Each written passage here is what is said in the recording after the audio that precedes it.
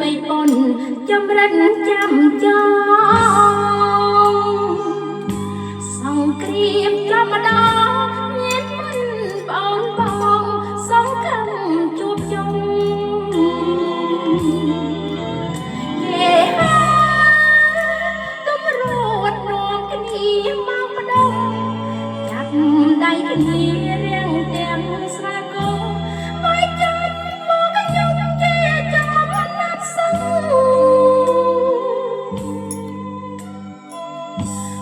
28កក្កដា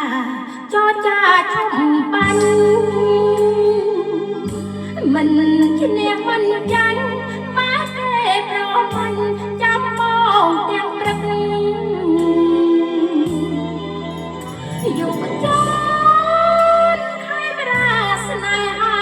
ដីទឹកបង្ហាញអដំចារឹកជាអឡារិតមិនរាំងអើគ្នាអោវាសនាបងអាសូនណាំត្រូវជាប់ចំណងព្រោះតែបំណងចង់ជួបសន្តានាមិនដឹងថាចលនាពួកគេចិនកានជាមារំ